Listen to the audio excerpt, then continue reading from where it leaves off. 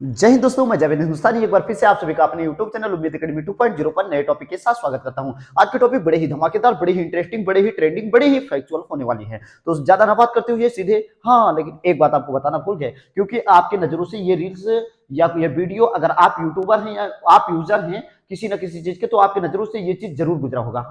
क्या कि आपने देखा होगा कि कुछ मछलियां, कुछ जलीय जीव ये समुद्र को छोड़ करके बाहर की तरफ प्रस्थान कर रहे हैं, यानी बाहर की तरफ निकल रहे हैं। तो ये कुछ ना कुछ ये बड़े धमाके का, ये बड़े सुनामी का, या बड़े क्या बोलते हैं, तूफानों का संकेत दे रहा है, या फिर भूकंप आ सकता है। तो चलिए देखते हैं इसके पीछे का फैक्चुअल फंडा क्या है, इसके पीछे का ये बैकग्राउंड क्या है। तो ज्यादा ना बात करते हुए हम सीधे टॉपिक पे आते हैं। देखिएगा,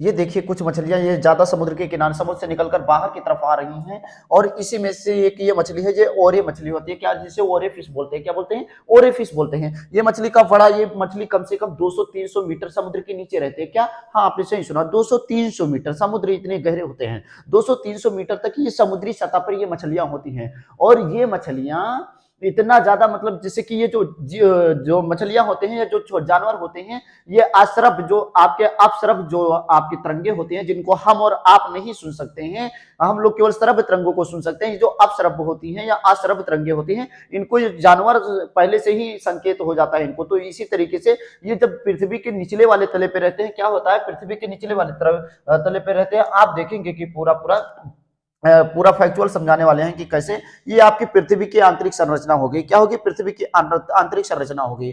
तो ये पृथ्वी का ऊपरी भाग है। क्या है? ये वाला ऊपरी भाग है जिसपे हम और आप रहते हैं, जिसपे हम और आप रहते हैं। इस वाले भाग को हम बोलते हैं भूप्रपटी बोलते हैं। क्या बोलते हैं? भूप्रपटी बोलते हैं। या ये जो भूप्रपटी होता है, जिसे मेंटल सॉरी भूप्रपटी वाला जो क्रस्ट वाला एरिया होता है, ये आपका क्या होता है, 0 से 30 या 35 मीटर की ऊंचाई मोटाई तक पाया जाता है। 30 से 35 जिसपे हम और आप रह रहे होते हैं, कि जिसपे हम और लोगों का निवास होता है। लेकिन इसके बीच में क्या होता है, अपर मेंटल होता है, जो 200 मीटर तक होता है। क्या होता है? 200 मीटर तक होता है। उसके नीचे आप देखेंगे कि क्या होता है, उसके नीचे जो क्या होता है, ऊपरी मेंटल के नीचे लोअर मेंटल होता है। क्या होता है? लोअर मेंटल होता है, जो 700 मीटर तक होता है। उसके नीचे मेंटल, निचला मेंटल होता है, यानी सबसे ऊपर क्रस्ट होता है, उसके बाद मेंटल होता है, फिर कोर होता है। क्या होता है? कोर होता है। अब ये जो आंतरिक कोर होता है, यहाँ पे देखिएगा कि भूप्रपटी पर इस तरीके से खनिज वगैरह ये सारी चीजें पाई जाती है। और उसके बाद में यहाँ पे क्या पाया जाता है, यहाँ पे कुछ पदार्थ यहाँ पे आपको मिलेंगे, क्या मिलेंगे, सियाल मिलेंगे, सिलिका और एल्यूमिनियम पदार्थ मिलेंगे। लेकिन इसके नीचे जो निचला वाला परत होता है, यहाँ आपको मिल जाएगा क्या, निफे मिल जाएगा, यानी लोहा और फास्फोरस मिलेगा। क्या मिलेगा? लोहा और फास्फोरस। और लोहा और फास्फोरस, इसके बाद में जैसे कि ये मेंटल जो है, यहाँ पे धातुएं आपको तैरती हुई मिलेंगी। क्या मिलेंगी? आपको धातुएं तैरती हुई मिलेंगी। अब एक बार देखिएगा कि जो समुद्र वगैरह होता है, ये किलोमीटर में है, सॉरी ये किलोमीटर में है। तो जो समुद्र वगैरह होता है, ये भूप्रपटी पे पाया जाता है। ये समुद्र और महाद्वीप ये सब भूप्रपटी पे पाए जाते हैं। तो समुद्र का जो निचला एरिया होता है, वो कहीं ना कहीं हमारे पूरे, ये जो पूरी पृथ्वी है, पृथ्वी कई खंडों में विभाजित है, यानी 7 खंडों में विभाजित है, जिसे हम क्या बोलते हैं, पृथ्वी की प्लेटें बोलते हैं। क्या बोलते हैं? पृथ्वी की प्लेटें। और ये प्लेटें इसी मेंटल पर तैर रही है। किस पे? इसी मेंटल पे तैर रही है। अब देखेंगे जब मेंटल के ऊपरी हिस्से पर, यहां हम जब अपर वाले साइड में आएंगे, तो यहीं पे भूप्रपटी, भूप्रपटी का निचला हिस्सा है। अब भूप्रपटी का निचला हिस्सा यानी समुद्र की गहराई होती है। अब इस समुद्र की गहराई में ये सब जो मछलियां होती है, मछलियां रहती हैं। अगर किसी तरीके से आंतरिक बल में कोई परिवर्तन आता है, यानी जो पृथ्वी के अंदर कोई गड़बड़ी उत्पन्न होती है, कोई हलचल उत्पन्न होती है, तो सबसे पहले इन जानवरों को पता चल जाता है। आप देखे होंगे पुराने जमाने या पुराने लोगों से सुने होंगे कि पहले जब कोई चीज, जैसे कि कोई परेशानियां आनी होती थी, तो जो जानवर होते थे वो अपनी एक्टिविटी पूरा बदल देते थे। क्या होता था?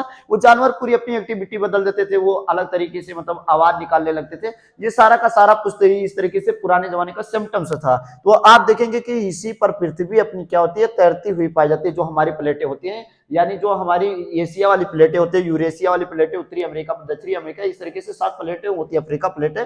तो ये इस पे तैर रही होती है। क्या? तैर रही होती है। तभी ये तैरते तैरते ये अचानक से एक दूसरे से क्या होता है, एक दूसरे से आप देखेंगे कि जो प्लेटें होती हैं, इस तरीके से ये आमने सामने आ जाती हैं। क्या आती हैं? आमने सामने आती हैं और टकराती हैं। टकराने पर क्या होता है, इनके अंदर हलचल उत्पन्न हो जाता है। क्या होता है? इनके अंदर हलचल उत्पन्न हो जाता है, जिससे पूरी पृथ्वी कांप जाती है। क्या होती है? पृथ्वी कांप जाती है। पृथ्वी जब कांप जाती है तो इसी को हम क्या बोलते हैं? भूकंप बोलते हैं। तो जब पृथ्वी कांप जाती है तो इन जो यहाँ पे जलीय जंतु होते हैं, जीव जंतु होते हैं, इनको झटका लगता है, बड़ी तेजी से झटका लगता है, जिसके कारण ये तुरंत क्या होता है? समुद्र से निकलकर बाहर की तरफ भागने का प्रयास करते हैं। यही कारण होता है कि जैसे कि ये आजकल बहुत ज्यादा ट्रेंडिंग में चल रहा है। अब इसमें जैसे कि जब हमारे यहाँ भूकंप आते हैं तो भूकंप में 3 तरंगे होती हैं। पी तरंगे यानी प्राइमरी तरंगे, ये पहुंचने क्या होता है? ये आपकी धीरे धीरे ऐसे चलती है। उसके बाद में जो यस तरंगे होती हैं, ये यस तरंगे मिडिल वाली तरंगे होती हैं, और ये जो सबसे खतरनाक होती है ये हमारी यल तरंगे, जिसे लब तरंगे बोलते हैं। इसमें क्या होता है? ये बड़े बड़े ऐसे बहुत लंबी लंबी आते हैं, झटके लेते हैं, जिससे हमें बहुत ज्यादा नुकसान होता है। क्या होता है? जिससे हमें बहुत ज्यादा नुकसान होता है। आप देखेंगे कि जब इन तरंगों को, इन भूकंप के तरंगों को अलग अलग तरीके से मापा जाता है। ये कि इनका जो रिएक्टर स्केल होता है, क्या होता है? जो इनका रिएक्टर स्केल होता है उस पे इन भूकंप को तीव्रता मापते हैं। क्या? इन भूकंपों की तीव्रता मापते हैं। 6 से 9 ये इमारतों में हल्का फुल्का रहेगा, इमारतों में दरार आ जाएगा।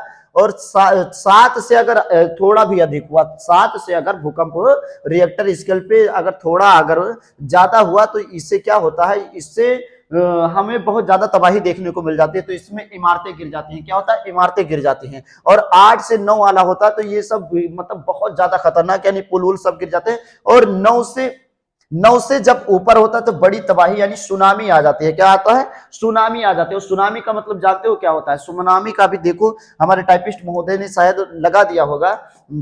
ये देखिए कछुआ वगैरह ये सब जलीय जीव पूरा बाहर निकल चुके हैं, पूरा बाहर निकल चुके हैं। आप देखेंगे कि ये सुनामी क्या, ये जो समझ लीजिए ये भूकंप वाला दिखा रहा है कि जब ये 7 से ऊपर होगा तो इस तरीके से पूरा क्षति होगी, यानी ये सब बर्बाद हो जाएंगे। सुनामी देखिए, ये इमेज देखिएगा। क्या होता है? समुद्र, सुनामी का मतलब होता है समुद्रों का तेजी से लहरों का ऊपर, समुद्री लहरें जो होती हैं ये अचानक से बहुत तेजी से ऊपर की तरफ उठती हैं, जिसके कारण समुद्रों में सुनामी आ जाती है। क्या होता है? सुनामी आ जाती है और ये पूरे उस क्षेत्र को ढक लेते हैं। ये समुद्र की लहरें पूरे उस क्षेत्र को ढक लेती हैं और उनको जल से लबालब कर देती हैं। क्या कर देती है? जल से लबालब कर देती हैं। आप देखेंगे इसी के साथ ये पूरा, ये वाली जो मछली, ये अब इस मछली पे आते हैं। ये मछली इसी तरीके से ये बाहर आ गई है तो लोगों को पहले ये संकेत दे रही है मछली कि कहीं ना कहीं ये जब मछली बाहर निकलती है तो कोई बड़ा सा घटना होता है। तो यही बता रहा है कि ये मछली को संकेत हुआ होगा और ये बाहर निकले, तो जिससे लोग सोच रहे हैं कि कुछ बड़ा होने वाला है, समुद्रों में तूफान आने वाला है, हमें सावधान हो जाना चाहिए। ये इस तरीके से मछलियां कोने पे लग रही है। एक फोटो आपको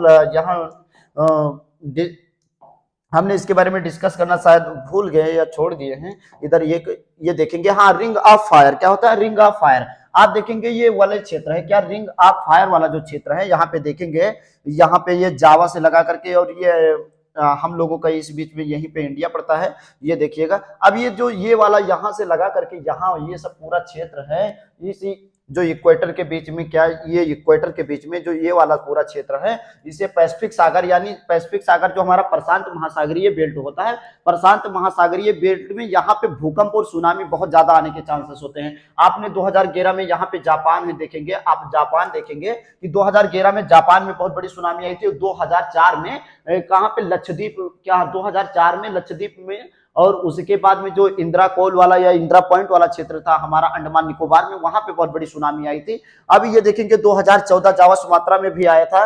ये सारा का सारा ये जो इस बेल्ट में जितने भी ये पाए जाते हैं इक्वेटर के ऊपर वाले क्षेत्र में, यहाँ पे सुनामी बहुत ज्यादा आती है। क्यों? क्योंकि यहाँ पे बीच में पैसिफिक सागर होता है। आप जानेंगे कि महासागर से टटे हुए, महासागर से जो टच में होते हैं या फिर पहाड़ों से जो टच में होते हैं या पर्वतों से टच में होते हैं, उन क्षेत्र में क्या होता है? भूकंप बहुत आता है। क्यों? क्योंकि जब ये पृथ्वी के ऊपरी सतह पर जब ये क्या होता है? लावा से जब ये प्लेटें आपस में लावा में तैर रही होती है तो फिर अचानक से जब टकराती हैं तो फिर अचानक से पर्वतों, वहां महासागरों में बहुत ज्यादा उछाल आता है। और आपने देखा कि ये जो पहाड़ी क्षेत्रों में बहुत ज्यादा भूकंप आता है, वहां भी वो यही कारण होता है कि वहां से हिम पिघलने लगती है और वो क्या होता है? वो अपना अलग रास्ता बना लेते हैं। पहाड़ जो होते हैं काफी जमीन के काफी नीचे होते हैं, जिससे जब वो आपस में टकराती है तो इनमें झटका महसूस होता है। क्या झटका महसूस होता है? मुझे पता है कि आज सारा कॉन्सेप्ट आप लोगों का भूकंप सुनामी सारा का सारा कॉन्सेप्ट इसी में क्लियर हो जाएगा। आप देखेंगे कि तो यही कारण है कि इन क्षेत्रों में बहुत ज्यादा ये भूकंप आता है, भूकंप व सुनामी आती है। अब इसी के साथ साथ ये देखिए, ये कुछ जीव जंतु हैं जो आपस में बाहर आ गए। तो मुझे विश्वास है कि ये वीडियो आपको बहुत अच्छी लगी होगी और आपने इस वीडियो में बहुत ज्यादा नॉलेज प्राप्त किया होगा। तो धन्यवाद, मिलते हैं फिर नेक्स्ट वीडियो में।